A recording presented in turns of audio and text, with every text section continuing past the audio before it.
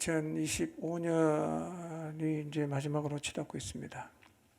한 해를 어떻게 달려왔는가를 한번 좀 생각해 보시기를 바랍니다. 그리고 나는 어떤 모습으로 지금 주님을 따르고 있는가? 하나님 앞에서 일단 각자가 자신을 정직하게 좀 돌아보고 다시 주님의 생명의 힘으로 달려가는 자리에 서게 되시기를 바랍니다. 오늘 말씀을 전하기 전에 익숙함에 대해서 잠깐 좀 생각해 보려고 합니다. 어떤 일에 익숙해진다는 것은 좋은 일입니다.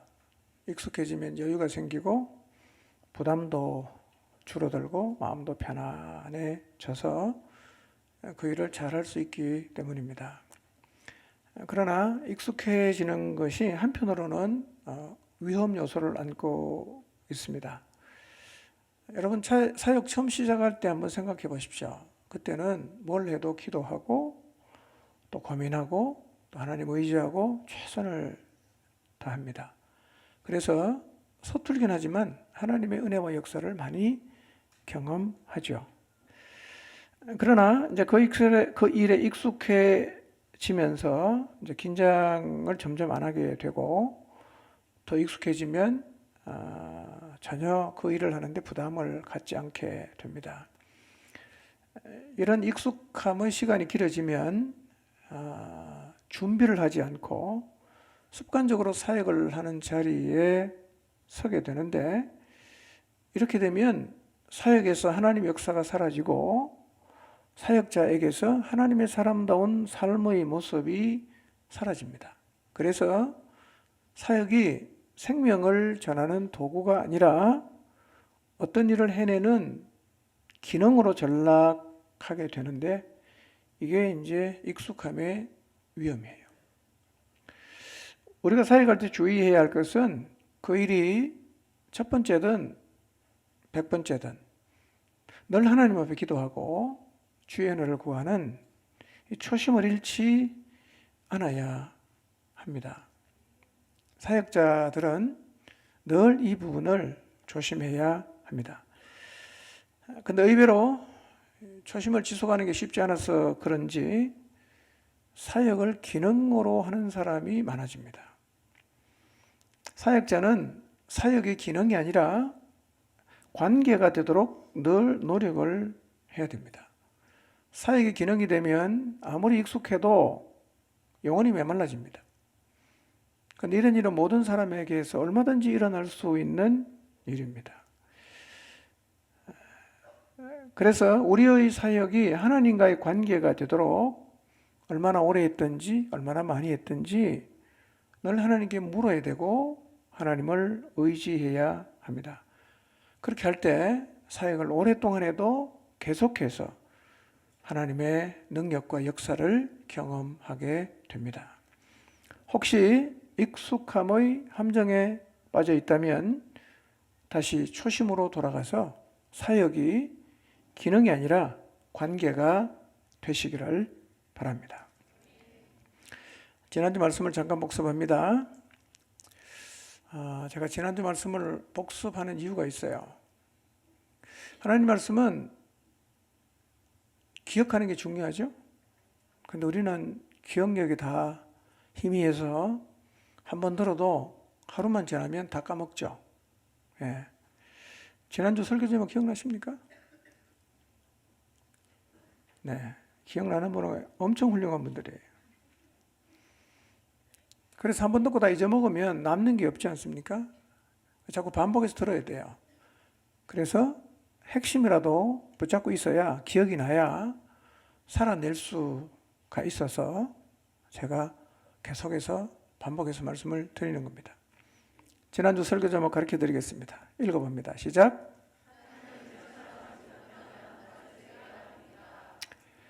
네, 지난 2주에 걸쳐서 우리의 자녀가 다른 세대가 되지 않게 하기 위해서 어떻게 해야 되는가에 대한 말씀을 상고했습니다.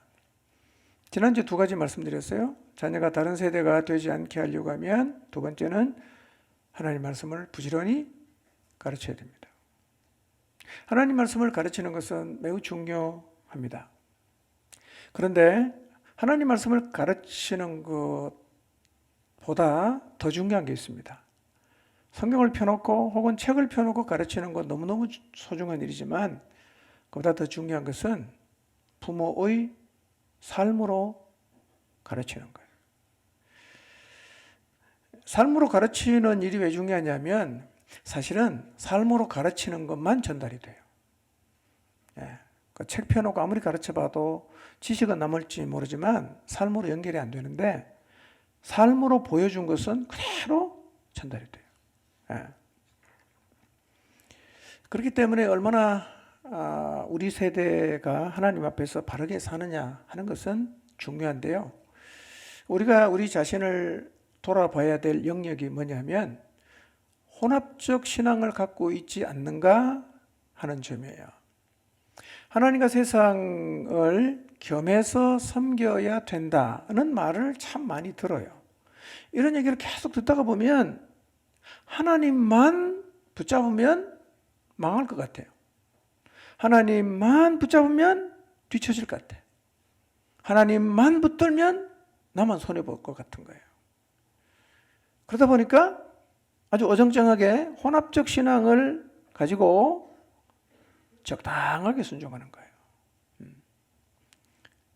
그러면 자녀들은 부모가 적당한 태도로 신앙생활을 하는 것을 그대로 보고 배웁니다. 그러니까 어떤 가정에서 자랐냐 하는 게요.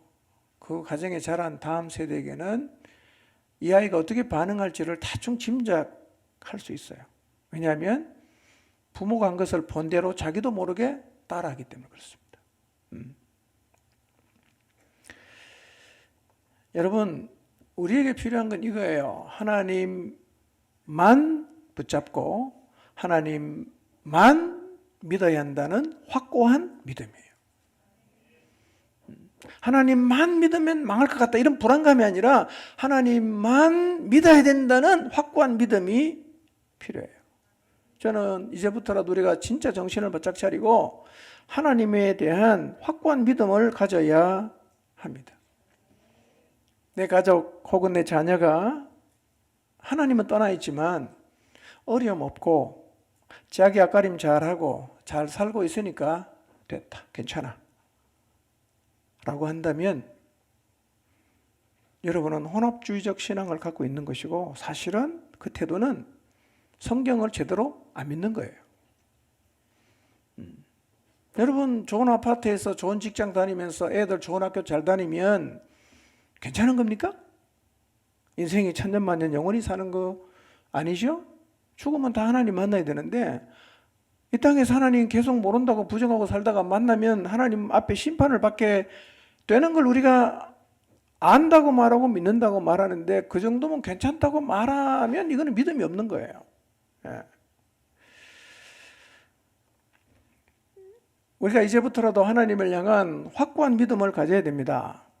혼합주의적 신앙의 태도를 진짜 회개해야 되고 누가 뭐라고 하든지 간에 하나님만 섬겨야 된다는 확신으로 하나님 떠나 있는 자녀를 일단은 예배 자리로 이끌고 오시기를 바랍니다.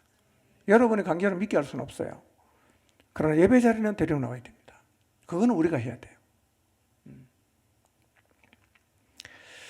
우리 자녀가 다른 세대가 되는 세 번째 이유는 하나님을 체험하지 못했기 때문에 그렇다고 말씀드렸어요. 사사 2장 6절과 7절을 보면 요소와 장로들이 사는 날 동안 여호와를 섬긴 이유가 뭐냐? 그들이 여호와께서 이스라엘을 위하여 행하신 모든 큰 일을 보았기 때문이라고 성경이 말씀해요. 그러니까 하나님의 큰 일을 보는 것은 굉장히 중요합니다. 우리 세대도 우리 자녀 세대도 하나님 행하신 큰 일을 보는 세대가 되어야 합니다. 그걸 보면 하나님 안 떠나가요. 이스라엘은 광야를 지나 가나안에 들어오는 과정에서 하나님의 큰 일을 참 많이 봤죠. 구름기둥 불기둥 40년간 만나 메추라기 반석에서 물이 나오고 가나안에 들어가서 정말 신기한 방법으로 여리고성을 무너뜨리는 하나님의 큰 일을 참 많이 경험을 했어요. 그 세대는 안 떠났다는 거예요.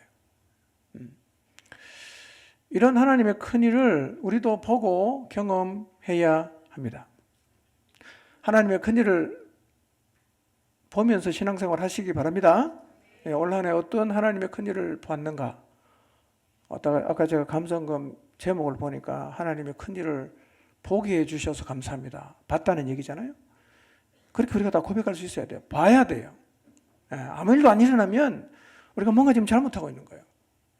하나님 살아계시고 내 영혼이 살아있다면 그 관계 안에 반드시 일은 벌어지게 돼 있어요. 자, 그러면 하나님의 큰 일은 어떻게 경험하냐? 크게 두 가지 말씀드렸어요. 하나님은요, 온전한 순종이에요. 한 90%라고 관두지 말고 100% 순종해야 되고 200% 순종해야 되고 300% 순종해야 됩니다. 끝까지 넘치는 순종을 할 때 반드시 하나님의 큰 일을 보게 돼요. 여러분, 어느 정도 가다가 이만하면 됐지, 이제 더 이상 못하겠어, 이러지 마시고요. 끝까지 순종하시길 바랍니다. 이게 복이에요. 이게 진짜 은혜입니다. 두 번째는 하나님 경험하려고 하면 하나님과 깊은 관계 속에서 살아야 돼요. 깊은 관계 속에서, 사역의 기능이 아니라 관계라고 말씀드렸는데요, 지속적으로 기도하는 거예요. 지속적으로 말씀 가운데 거하는 거예요. 그렇게 해보세요. 하나님 역사를 반드시 경험합니다. 여러분, 혹시 이런 생각을 하시는 분 계실지 모르겠는데요, 만약에 그런 생각한다면 생각을 빨리 바꾸셔야 됩니다. 기도하고 성경 열심히 읽으라고 강조하는 것은 7, 80년대 신앙 방식이다. 우리 시대는 뭐 그런 거 안 해도 괜찮다. 혹시 그런 생각을 갖고 계신 분 있나요? 여러분, 성경 시대부터 지금까지 앞으로도 하나님을 만나는 방식은 기도와 말씀이라는 방식에서 절대로 바뀌지 않습니다. 주님 올 때까지 안 바뀝니다. 이거는 고루한 것도 아니고 옛날 방식도 아니에요.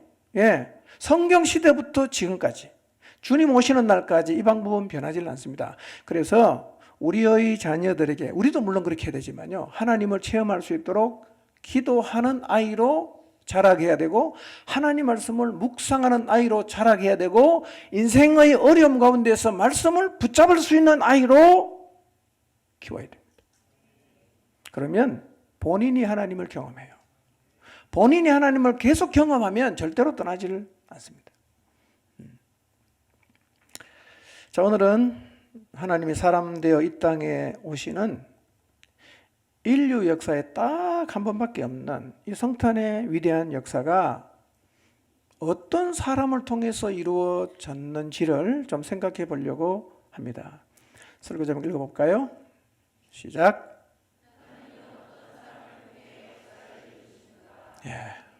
어떤 사람을 통해서 역사를 이루시는가? 지금 나처럼 신앙생활하면 하나님이 나를 쓰실 수 있을까? 저 사람만 쓰는데 하나님 나는 왜 안 쓰실까? 하나님이 차별하는 건가? 하나님은 지금도 이 땅에서 하나님 역사를 변함없이 이루시고 계십니다. 근데 하나님은 그 역사를 대개는 사람을 통해서 이루시죠. 소를 통해 일한 적도 있고요, 나귀를 통해서 일한 적이 있지만, 그러나 하나님은 누구를 통해 일합니까? 사람 통해서 일하죠. 그래서 하나님은 사람을 계속 찾는 거예요. 하나님 역사를 이 땅에 이루어가려고 하면 사람이 필요해요. 지금도 하나님은 사람을 찾고 있어요. 2000년 전 인간을 구원하기 위해서 하나님이 구약의 선지자를 통해서 예언하셨던 구원자를 보내실 때가 됐어요. 이제 하나님이 사람으로 오셔야 됩니다. 그렇게 하려고 꼭 필요한 게 뭐냐? 한 여인의 몸을 빌려야 돼요. 한 여인의 몸을 빌려서 생명의 잉태에 되어야 하고, 그 여인을 통해서 하나님이 이 땅에 오셔야 돼요. 말이 되는 얘기입니까? 말도 안 되는 얘기야. 누가 이거를 수용할 것인가? 누가 이거를 받아들일 것인가? 그러나 하나님은 이 일 할 사람을 찾으셨어요. 그 사람이 오늘 본문에 나오는 마리아예요. 하나님이 사람으로 오신다? 하나님이 너의 몸을 빌려서 이 땅에 사람으로 오신다? 믿어지는 얘기입니까? 마리아는 어떻게 이걸 받아들였을까요?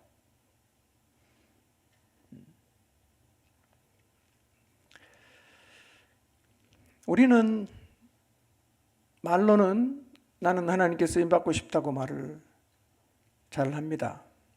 하나님 역사에 나도 참여하고 싶습니다 라고 얘기를 해요.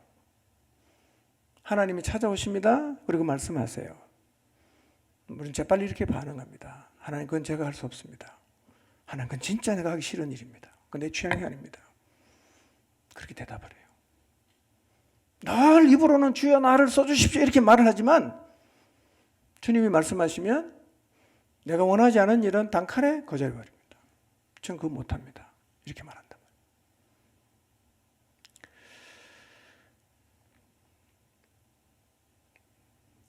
하나님이 인간의 몸을 빌려서 사람으로 오시는 일만 아니라 하나님이 인간 세상에서 행하시는 모든 역사는 하나님 크기예요.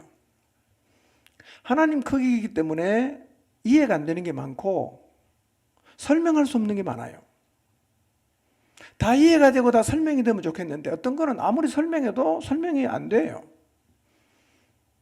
근데 놀라운 사실은 이해할 수 없고 설명할 수 없는 이 하나님의 역사를 받아들이는 사람이 계속 있었어요. 그래서 하나님 크기의 역사는 계속해서 이어져 왔어요. 오늘날도 하나님은 이루어 가셔야 되는 하나님의 일이 있습니다. 하나님은 사람을 찾아요. 어떤 사람을 통해서 하나님은 이 역사를 이루어 가실까? 내 인생이 하나님에게 드려지고 하나님과 동역하는 자리에 서려면 어떻게 해야 되는가? 이런 질문을 안고 한번 말씀 앞에 서보시기 바랍니다. 26절, 27절 읽어봅니다. 시작. 여섯째 달에 천사 가브리엘이 하나님의 보내심을 받아 갈릴리 나사렛이란 동네에 가서 다윗의 자손 요셉이라 하는 사람과 약혼한 처녀에게 이르니 그 처녀의 이름은 마리아라. 6달 전에는 유대 지역의 제사장 사가랴에게 가서 네 아내 엘리사벳이 임신할 거다. 아들을 낳으면 이름을 요한이라고 해라. 그렇게 수태고지를 했더니 천사 가브리엘이 지금 어디로 왔습니까? 갈릴리 나사렛이란 동네로 보냄을 받았어요. 그리고 거기서 다윗의 자손 요셉이라는 사람과 약혼한 처녀 마리아를 찾아와서 하나님의 명령인 수태고지를 해요. 여러분, 하나님은 하나님의 역사를 이루기 위해서 첫 번째, 하나님의 역사에 참여할 사람을 찾아가십니다. 찾아오세요. 여러분, 하나님은 하나님의 때가 되면 사람을 찾아가요. 아브라함에게 찾아갔잖아요.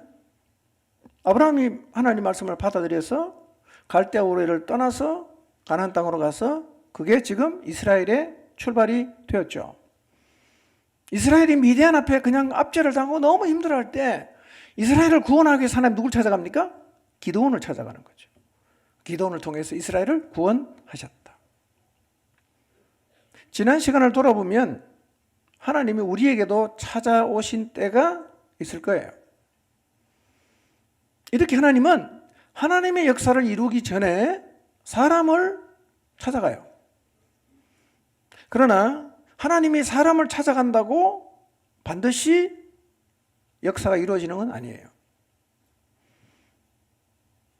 하나님이 찾아오셔도 하나님을 받아들이지 않거나 하나님을 거부하면 하나님 역사는 이루어지지 않아요. 여러분 한번 돌아보시길 바랍니다. 하나님이 여러분에게 찾아오셔서 말씀하셨나요? 최근에 하나님이 여러분에게 찾아오셔서 말씀하신 적이 있습니까? 그것은 하나님의 역사에 참여하라는 부르심이에요. 나와 함께 일을 하자. 하나님이 부르시는 거예요. 하나님이 구원자를 이 땅에 보내시기 전에 천사를 보내서 그 일을 이제 시작을 하시는데 주전 700년 전 메시아의 출생에 대해서 두 명의 선지자가 예언을 했는데 누구냐면 이사야와 미가예요. 그런데 하나님께서 지금 천사를 보내서 구원자를 이 땅에 보내시는 과정을 보면 이 예언과 무관하게 일하지 않았다는 거예요. 700년 전에 하나님이 보낸 선지자가 했던 이야기 그대로 지금 가브리엘 천사를 통해서 이루어 가세요. 자, 첫 번째, 이사야의 예언에 따르면 구원자는 반드시 처녀에게서 나와야 돼요. 동정녀에게서 나와야 됩니다. 이사야 7장 14절 한번 볼까요? 시작. 그러므로 주께서 친히 징조를 너희에게 주실 것이라. 보라, 처녀가 잉태하여 아들을 낳을 것이요 그의 이름을 임마누엘이라 하리라. 네. 만약에 하나님이 이전에 선지자를 보내서 했던 예언을 다 그냥 무시하고 또 새롭게 막 일을 하면 이전에 하신 하나님 말씀을 우리가 어떻게 믿겠어요? 언제 또 변할지 모르잖아. 그런데 하나님은 그분의 역사를 이루어 가시는데 선지자를 통해서 하신 예언 그대로 이루어 가세요. 자, 메시아는 누구의 몸에서 난다고요? 처녀의 몸에서 난다. 근데 가브리엘 천사가 누구 찾아갑니까? 처녀를 찾아가는 거예요. 처녀. 여러분 27절에서 29절을 보면요, 처녀라는 말이 3번 나와요. 이것은 마리아가 처녀였다는 사실을 엄청나게 강조합니다. 무슨 얘기일까요? 가브리엘 천사가 이사야의 예언 그대로 지금 일하고 있다는 얘기예요. 근데 질문입니다. 왜 처녀를 통해 오셔야 됩니까? 만약에 마리아와 요셉이 결혼했어요. 그래서 아이를 낳았어요. 이름을 예수라고 지었어요. 이 아이가 구원자가 될 수 있나요? 있나요? 없나요? 없나요? 무슨 차이가 있죠? 어차피 마리아에게 태어났는데 처녀일 때 낳은 거나 요셉하고 그냥 결혼해 살면서 애 낳은 거나 뭐가 다르죠? 무슨 차이가 있죠? 예수님이 처녀의 몸에서 오지 않았다면 우리와 똑같은 죄인입니다. 왜냐하면 육신의 아버지 요셉이 죄인이기 때문에 죄인의 씨를 받아 온 예수님도 똑같이 죄인이 되는 거죠. 마리아와 요셉의 결혼을 통해서 출생했다는 말은 죄의 혈통으로 오는 것이 되기 때문에 죄 있는 인간은 구원자가 될 수가 없어요. 그래서 죄의 혈통이 아니라 이전까지 없었던 새로운 혈통입니다. 성령으로 잉태되시고 처녀의 몸을 빌려서 탄생하심으로 새로운 길을 여셨단 말이에요. 그래서 처녀의 몸에 태어난 예수 그리스도가 뭐가 될 수 있는 거예요? 구원자가 될 수가 있다는 말이에요. 구원자는 반드시 어디에서 태어나야 되냐? 처녀의 몸에서 태어나야 합니다. 물론 마리아와 요셉이 결혼해서 예수님을 낳았어도 십자가에 죽을 수 있나요? 없나요? 있죠. 다른 이유로 십자가에 죽을 수 있어요. 그러나 마리아와 요셉의 아들로 태어나서 십자가를 질 수는 있겠지만 뭐는 못합니까? 부활은 못해요. 그 뭐예요?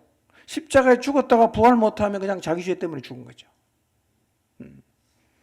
그래서 가브리엘은 누구를 찾아갑니까? 처녀를 찾아가는 거예요.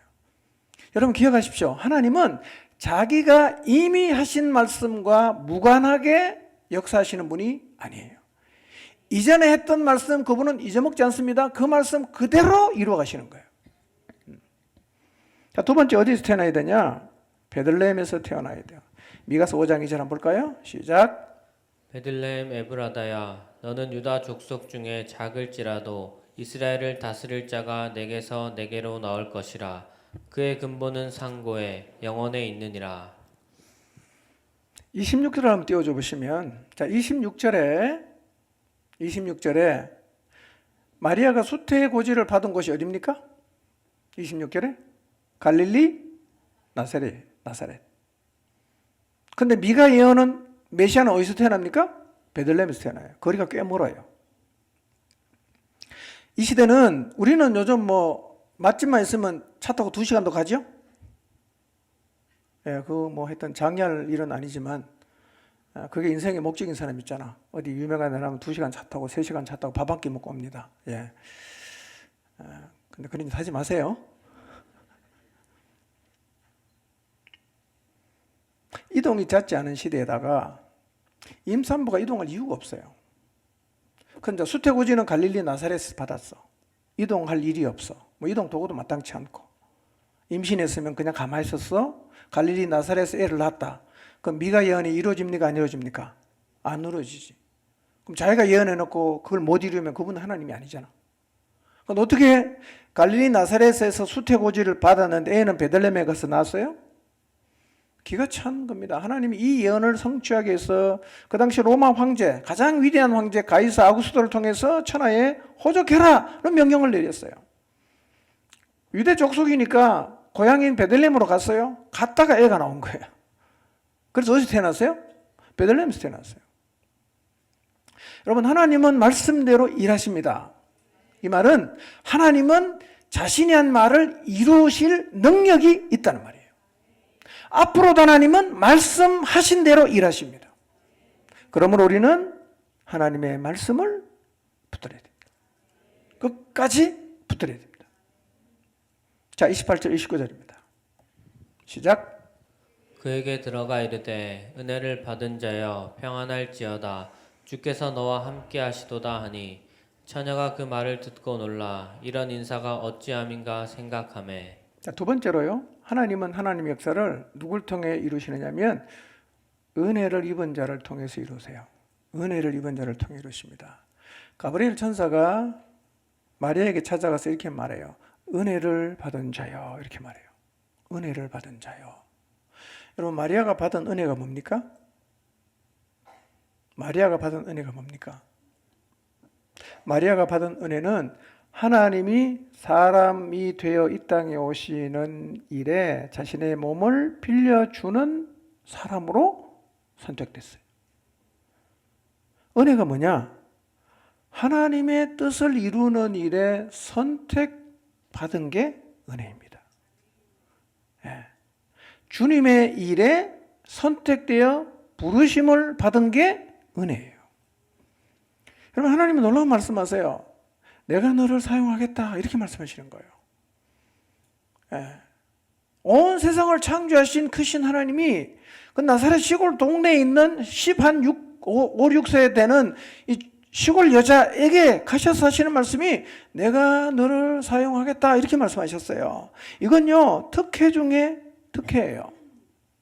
마리아는 하나님의 은혜를 입은 여자예요.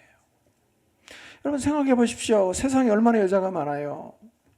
그 많은 여자 가운데 중동 지역에 이스라엘이 있던 한 여자, 그 중에서도 다윗 가문의 요셉하고 약혼한 한 여자를 선택했단 말이에요. 여러분, 마리아가 이 엄청난 일에 선택을 받았다. 내가 너의 몸을 빌려서 쓰겠다. 놀라운 은혜 아닙니까? 놀라운 은혜죠. 이보다 더 큰 은혜가 세상에 어디 있겠어요? 천사가 말해요. 은혜를 받은 자요. 은혜를 받은 자요. 여러분, 오늘 여러분이 하나님의 일에 선택을 받았다면 여러분도 은혜를 받은 자임을 믿으시기 바랍니다. 은혜를 받은 자요. 저도 이 말씀을 준비하면서 가만히 생각해 보니까요. 나도 참 은혜를 받은 자야. 하나님 일에 내가 부름을 받았다. 은혜입니다. 여러분도 다 하나님의 일에 부름 받았지 않았습니까? 뭘 받은 거예요? 은혜를 받은 거예요. 자, 그러면 왜 하나님은 마리아를 선택했을까요? 왜? 여러분, 마리아가 다른 사람하고 비교했을 때 뭐 특별한 게 있었을까요? 예를 들면 뭐 그냥 출중한 실력을 갖고 있었다거나 공부를 너무 잘했다거나 거의 뭐 에스더 수준, 미스 이스라엘 수준으로 너무너무 이뻤거나 아니면 성품이 그냥 거의 천사 수준이었다거나 그래서 선택했을까요? 네, 제가 지금 드린 말씀은 다 확인이 안 되는 거예요.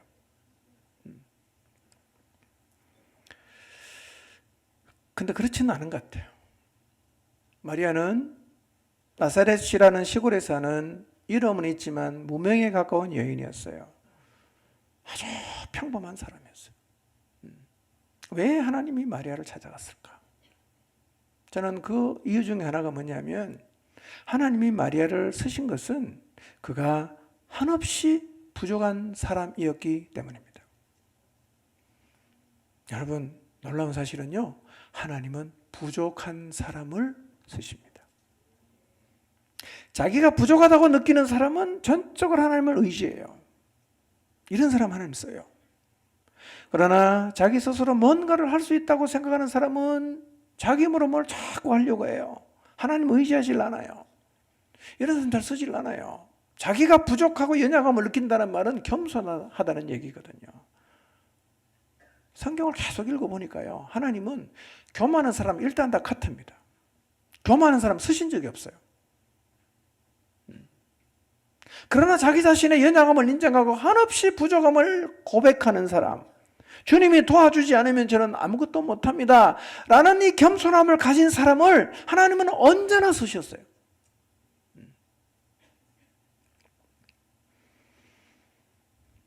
우리는 왜 하나님 쓰셨을까요? 혹시 여러분이 탁월하기 때문에 쓰셨다고 생각하시는 분 계십니까? 머리가 좋기 때문에 하나님 나를 선택했다고 생각하시는 분 계십니까? 하나님은 마찬가지예요. 우리가 목사로, 목자로, 교사로, 전도자로, 양육인으로 주님의 부름을 받아 하나님께 쓰임 받는 것은요, 우리가 부족하고 연약하기 때문에, 겸손하기 때문에 하나님이 쓰시는 거예요.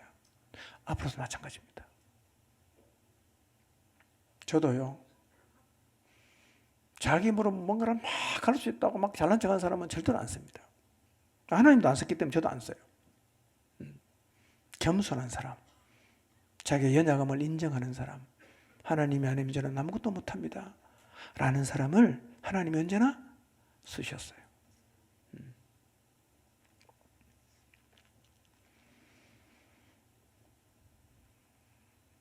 우리를 돌아봐도 우리가 어떻게 예수님 믿게 되고 하나님을 위해 살게 되었을까요? 은혜입니다. 은혜는요, 그냥 받는 거지요. 선택하는 게 아닙니다.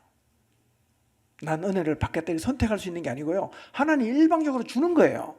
그리고 우리는 그냥 그걸 받는 거예요.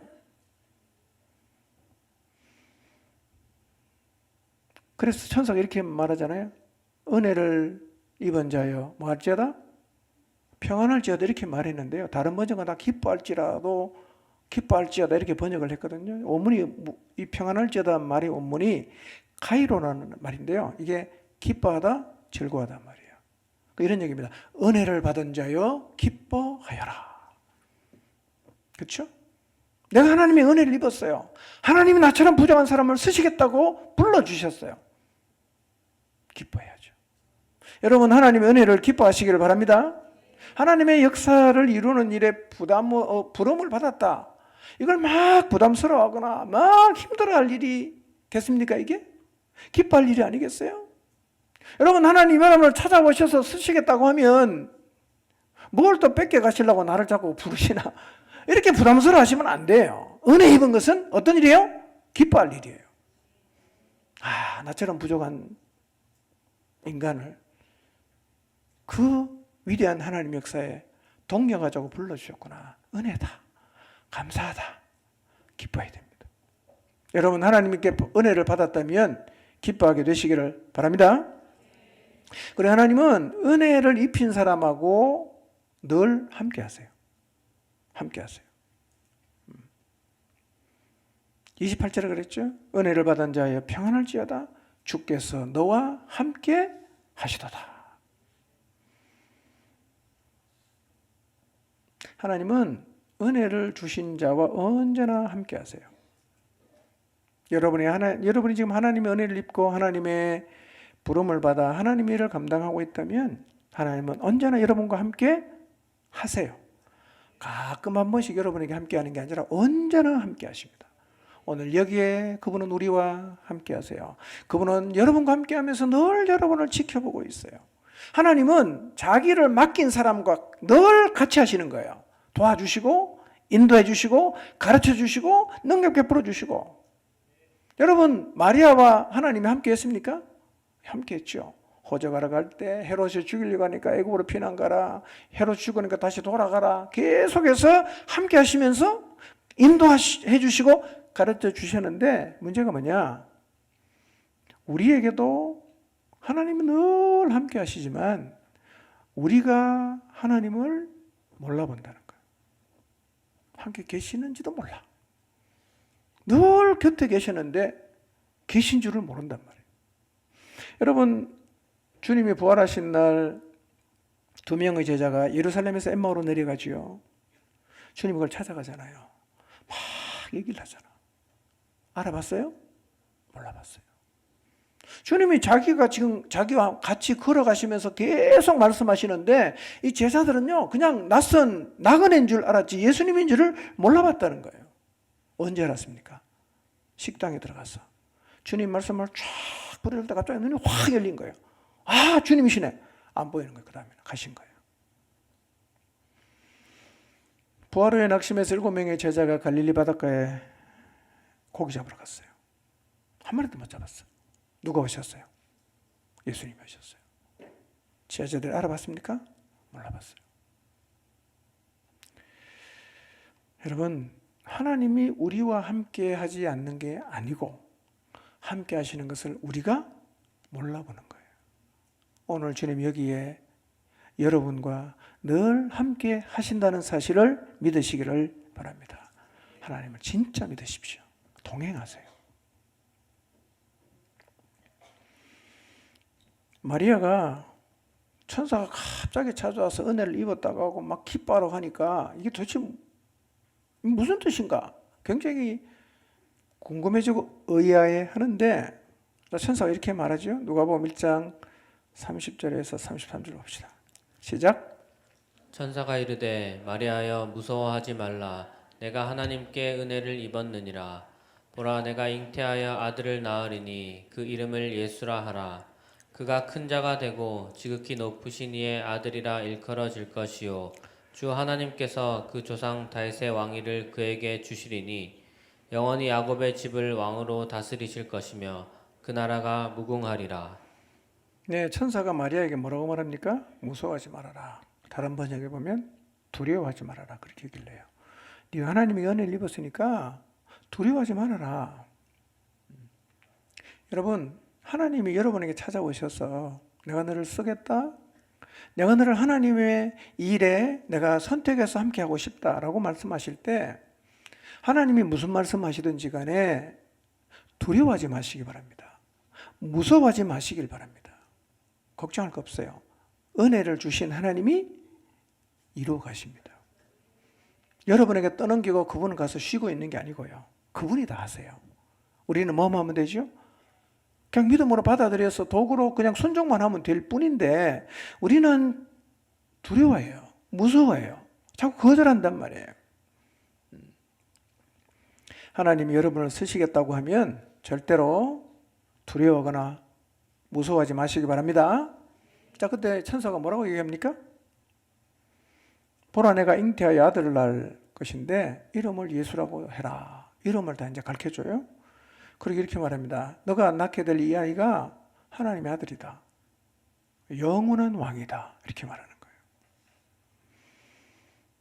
마리아는요, 하나님이 사람으로 이 땅에 오시는 일을 감당할 사람으로 선택이 됐어요. 사실은 놀라운 은혜죠. 너무너무 기뻐해야 할 일은 맞습니다. 그런데 인간적으로 생각해 보면 마냥 기뻐할 일만은 아닐 수도 있어. 왜냐하면 이 말을 그냥 받아들이면 후폭풍이 생길 수 있단 말이에요. 자, 정혼한 남편 요셉은 자기가 마리아와 동침 안 했다는 걸 알까요? 가물가물할까요?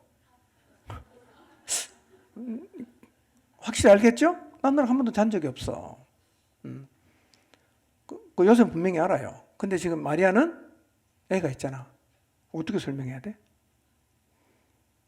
성령을 잉태해서 됐어. 이렇게 말하면 요셉이 알아들을까요? 이게 사실은 쉬운 문제가 아니란 말이에요. 그 만약에 요셉이 막 떠버리고 다니는 거예요. 저 여자가 나랑 정원하고 한 번도 동침한 적이 없는데 아이를 가졌다. 이러면 돌에 맞아 죽어야 돼. 그런 걸 생각해 보면 그냥 쉽게 받아들이기도 만만치 않단 말이에요. 우리도 이런 것을 고민한단 말이에요. 이 받아들이면 그거 어떡하지? 그 일은 어떡하지? 이런 고민을 사실은 우리도 해요. 자, 그래서 마리아가 이렇게 대답했죠. 34절을 봅니다. 시작. 마리아가 천사에게 말하되 나는 남자를 알지 못하니 어찌 이 일이 있으리이까. 충분히 타당한 대답 아닙니까? 난 남자를 몰라요. 근데 어떻게 내가 아이를 낳습니까? 이렇게 충분히 질문할 수 있어요. 오늘 우리가 하나님의 은혜를 거절하는 이유도 이와 같다는 거예요. 하나님 우리에게 찾아오셔서 그 엄청난 하나님 역사에 함께 하자고 우리에게 뭔가를 말씀을 하세요. 너 은혜를 받은 자다. 은혜 받은 걸 기뻐해라. 내가 너를 쓰겠다. 이렇게 말씀하시면 우리가 아멘 합니까? 그렇게 잘 못한단 말이에요. 하나님 저 자신 없습니다. 하나님 저 돈 없습니다. 하나님 저는 그 일할 능력이 없어요. 하나님 저는 그 일할 감이 안 돼요. 저는 건강이 안 따라줍니다. 저는 학벌이 안 돼요. 여러 이유를 대면서 할 수 없다고 우리는 주님께 말씀드릴 때가 많단 말이에요.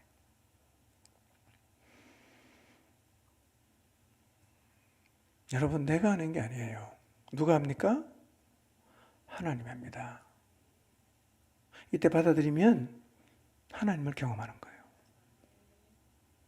하나님 경험한단 말이에요. 많은 경우는 우리가 거절을 하기 때문에 하나님의 큰 일을 보지를 못한단 말이에요.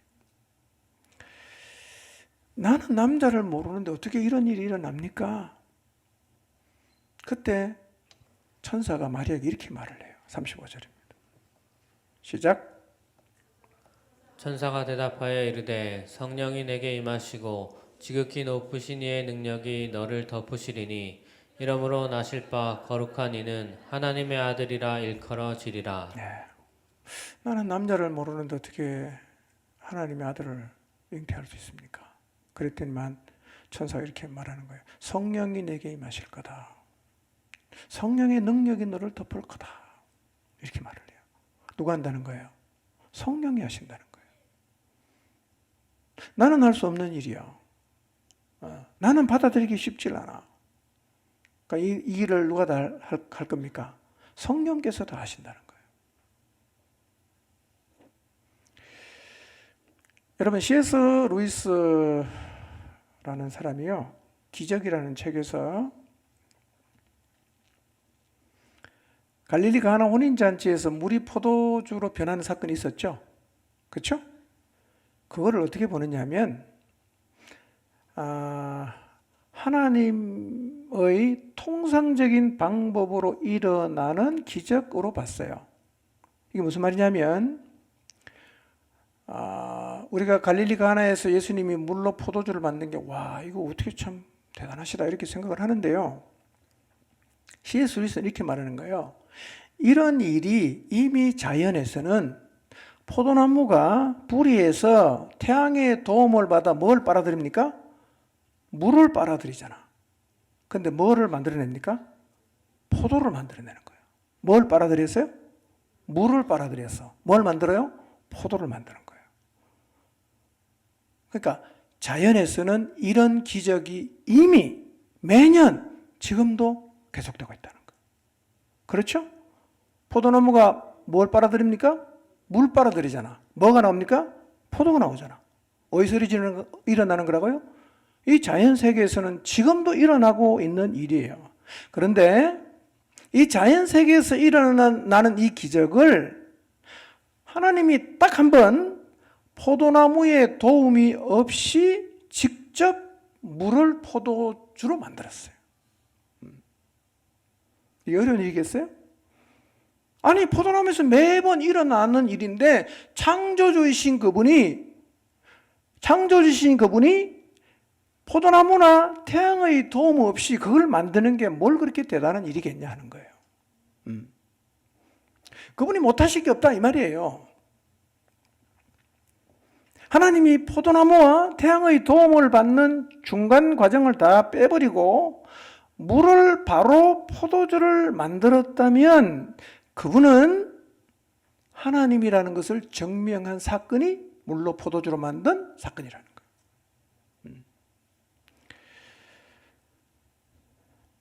이런 현상은 이미 자연 현상에서는 계속되고 있는 거기 때문에 성령께서 그걸 하는 게 결코 어렵지 않다는 거예요. 또 C.S. 루이스는 이렇게 말해요. 동정녀 탄생보다 중요한 기적은 없다. 이렇게 말합니다. 동정녀 탄생이 왜 중요하냐? 여러분, 동정녀, 처녀의 몸에서 예수님이 태어났다는 말은 하나님이 타락한 인류 역사의 직접적인 주입, 성령을 통해서 마리아의 자궁에 정자를 넣어서 새로운 출발을 하게 했어요. 여러분, 아버지의 정자가 어머니 몸에 들어가면 뭘 만들죠? 참 이거 기적 같은 일이에요. 머리카락 만들죠, 뼈를 만들죠, 심장을 만들죠, 신경을 만들죠. 가만히 생각해 봐서 이게 어떻게 가능합니까? 이렇게 되면서 복잡한 인간의 형태가 만들어지는데 이게 지금도 하나님이 인간을 만드시는 통상적인 방법이라는 거예요. 지금 우리가 임신한 사람 있잖아.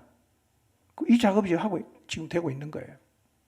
그런데 단 한 번 하나님이 정자 없이 수천 년 동안 내려오는 유기체의 역사가 없이 성령을 통해서 직접 그 일을 행하셨다.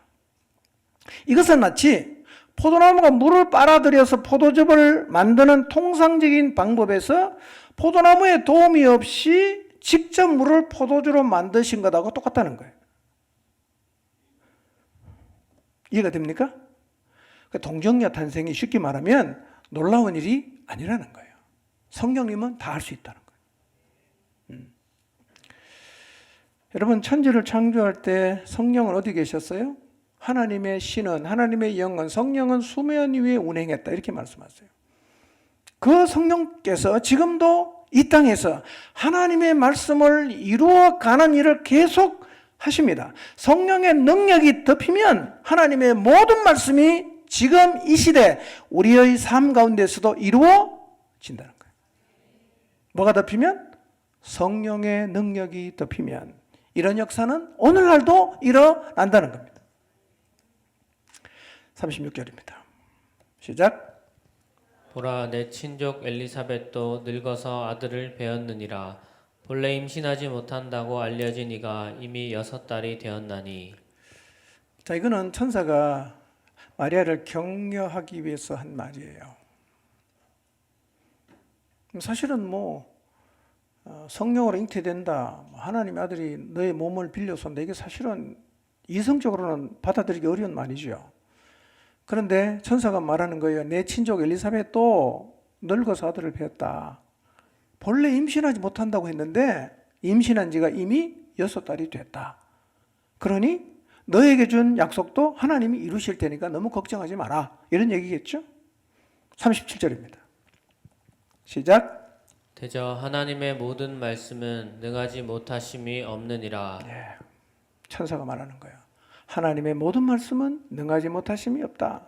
다른 번역은 이렇게 말했어요. 하나님 말씀은 불가능이 없다. 이렇게 말했어요. 여러분, 하나님 모든 말씀이 능하지 못한 일이 없다는 사실을 마음에 담고 가시기를 바랍니다. 하나님 모든 말씀은 불가능이 없어요. 믿음으로 받으면 모든 하나님 말씀은 사건이 되고 역사가 되는 거예요. 자, 38절입니다. 시작. 마리아가 이르되 주의 여종이오니 말씀대로 내게 이루어지이다 하매 천사가 떠나가니라. 자, 하나님이 마리아를 쓰신 가장 결정적인 이유가 이거예요. 하나님의 역사는 어떤 사람에게 일어나는가? 세 번째는 순종하는 사람을 통해 일어나요. 마리아의 말을 잘 보십시오. 마리아가 뭐라고 말합니까? 마리아가 이르되 주의 여종이오니, 이렇게 말해요. 주의 여종이오니. 우리는요, 저는 주의 남종이고 그렇게 표현합니다. 여러분은 주의 남종이기도 하고 주의 여종이기도 하지요. 종은 노예라는 말인데요. 여러분, 노예는 주인이 시키면 죽어도 해야 됩니까? 아니면 종이 판단해서 이거는 못합니다, 이건 할게요, 그렇게 말해야 돼요? 종은요, 주인이 시키면 조건 없이 그냥 순종하는 거예요. 가다가 죽어도 그냥 해야 되는 겁니다. 이게 종의 태도거든요. 마리아가 말하는 거예요. 내 주의 여종입니다. 그 말씀이 내게 이루어지기를 바랍니다. 이렇게 얘기를 했다는 거예요. 앞에서 말씀드린 것처럼 그 일이 이루어지면 일어날 후폭풍 충분히 예상이 되죠. 처녀에게 성령으로 잉태해서 하나님의 아들을 낳겠다. 이게 사실은 쉬운 얘기가 아니잖아요. 근데 마리아가 어떻게 합니까? 받아들여요. 받아들입니다. 저는 우리도 하나님 우리에게 다가오셔서 내가 너를 쓰겠다라고 말씀하시면 주의 종이오니 말씀대로 이루어십시오 라고 대답해야 됩니다. 하나님의 말씀을 거부하지 않고 받아들이면 기적이 잉태가 되는 거예요. 여러분, 하나님이 여러분에게 은혜를 주실 때, 하나님이 여러분을 통해 일하겠다고 하실 때 여러분을 보지 마세요. 여러분의 환경을 보지 마세요. 내 형편이 어떤가, 내 능력이 어느 정도인가, 내 처지가 어떤가, 내 실력이 어떤가, 지금 내 환경이 이 일을 할 수 있는 환경인가, 이런 걸 보지 말라는 거예요. 아니, 나랑 같이 일하자고 내게 찾아와서 말씀하시는 분 그것도 모르고 시켰겠어요?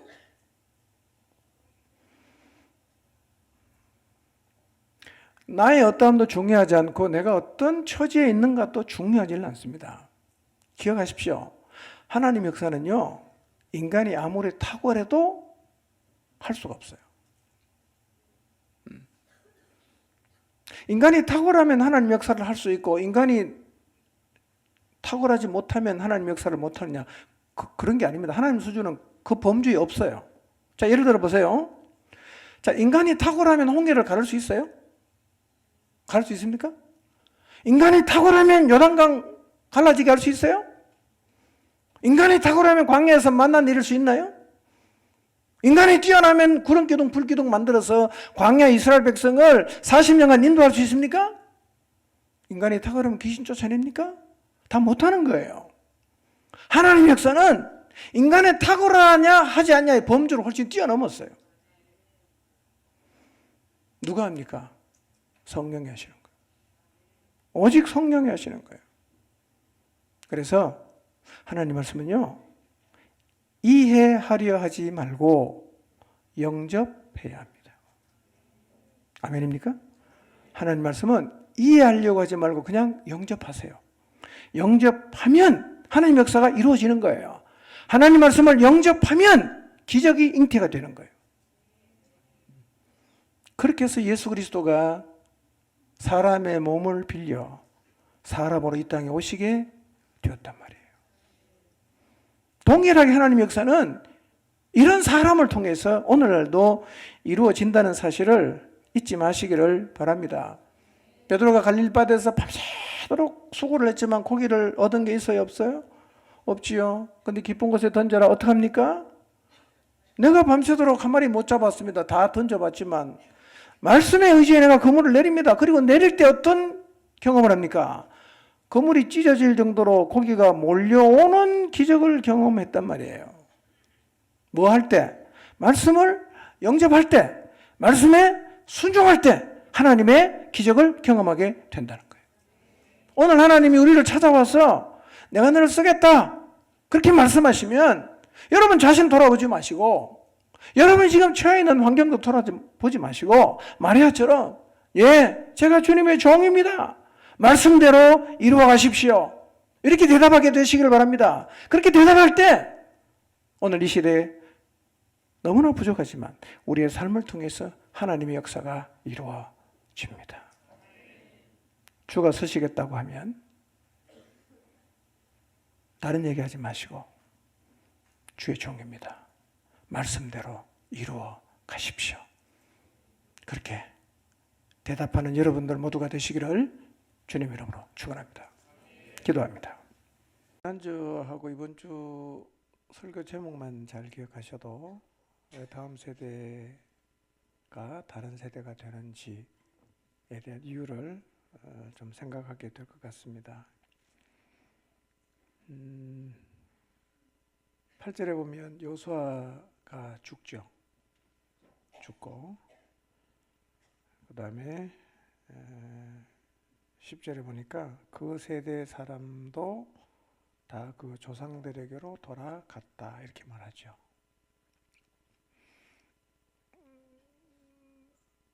이건 오늘날도 반복이 되죠. 앞 세대는 다 죽습니다. 다 조상에게로 돌아갑니다. 그러면 누가 이제 그 다음 세대는 책임져야 됩니까? 살아있는 사람들이 그 책임을 져야 되겠죠. 여기에서 50 이상이 다 천국 다 갔다. 누가 책임지죠? 그 아래를 한번 생각해 보십시오. 젊은이들 한번 생각해 보십시오.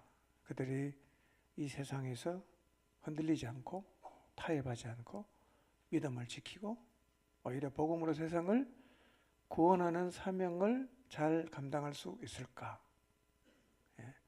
어쩌면 앞선 세대는 하나님이 주신 사명도 잘 감당해야 할 겁니다. 중요한 일이니까요. 동시에 뭘 해야 됩니까? 동시에 다음 세대를 준비시키는 일을 해야 되죠. 늘 하나님의 생각은 두 가지가 다 있잖아요. 요단을 건너고 가나안 초성 여리고로 가는 일도 너무너무 중요하죠. 그때 하나님 뭘 하십니까? 다음 세대들에게 하나님이 행하신 큰 일을 전해 주도록 하려고 요단에 가서 각 지파에 한 명씩 돌을 메고 와서 그들이 유숙하는 곳에서 돌무더기를 쌓게 하시죠. 그러니까 여리고성을 무너뜨리고 가나안도 점령을 해야 되는데 동시에 뭐도 같이 해야 됩니까? 다음 세대들 준비하는 일도 같이 해야 된다는 겁니다. 우리 세대가 지금 이 시대에 하나님께서 교회를 통해서 하기를 원하시는 일 물론 해야 됩니다. 그러나 동시에 해야 되는 게 뭐죠? 우리 세대 죽을 거니까 다 조상에게 돌아갈 거니까 그러면 우리가 떠난 다음에 이 세대, 이 세상을 책임지고 갈 수 있는 세대를 키워놓고 가는 것이 가장 중요하죠.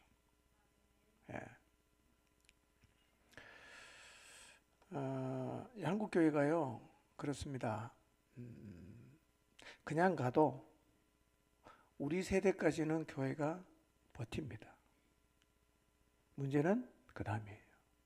우리 세대가 죽고 나면 이제 다음 세대가 안 세워진 데는 대혼란이 일어납니다. 그러니까 여러분도요, 앞선 세대가 살아있을 때 준비를 잘 하셔야 돼요. 성경에 보면 hil기야도 그렇고 여호야다도 그렇고요.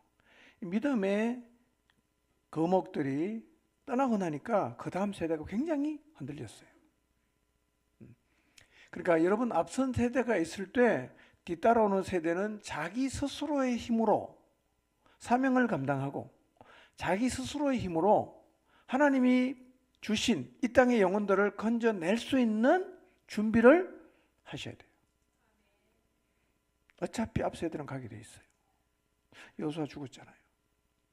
그리고 그 세대의 사람도 다 죽었어요. 그래서 일어난 세대가 뭡니까? 다른 세대잖아. 여러분, 다른 세대는 갑자기 생기는 게 아니에요. 갑자기 생기는 게 아닙니다. 이미 생기고 있어요. 이미.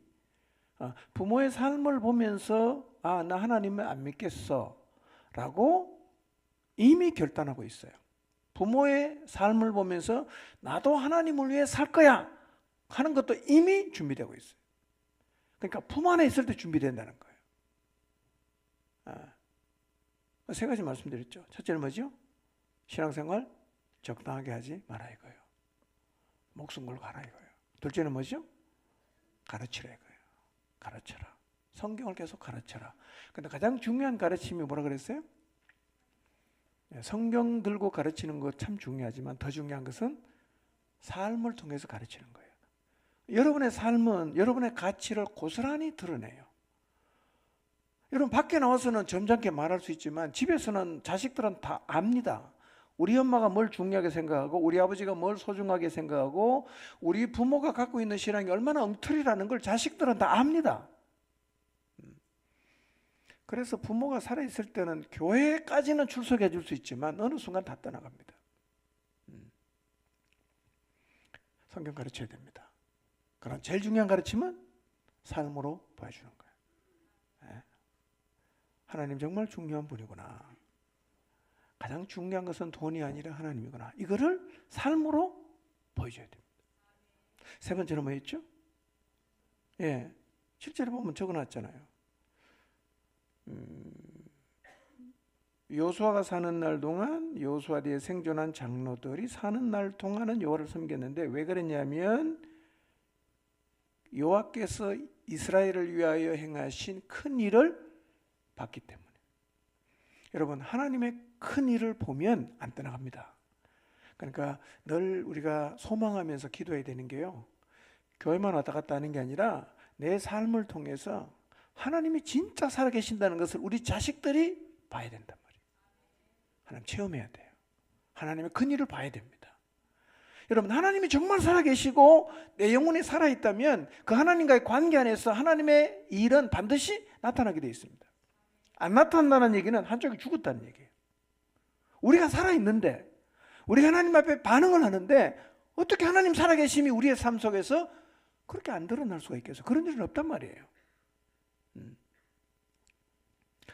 여러분, 2026년에 여러분의 삶을 통해서 하나님의 큰 일이 드러나기를 소망하시기를 바랍니다. 여러분의 자녀들이 와, 우리 엄마 아빠 보니까 하나님 진짜 살아계신다, 그러면 안 떠나갈 거예요. 그래서 하나님과의 깊은 관계 안에 살아야 되는데, 하나님과의 관계를 맺는 방식은 성경시대부터 기독교 2000년 역사를 지나고 지금까지도 한 번도 변한 적이 없어요. 뭐라고요? 기도와 말씀이에요. 다른 거 없습니다.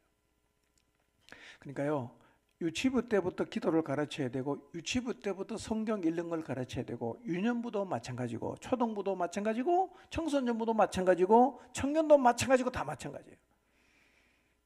갓 교회 나온 사람도 똑같고, 20년 다닌 사람 똑같고, 100년 다닌 사람 똑같습니다.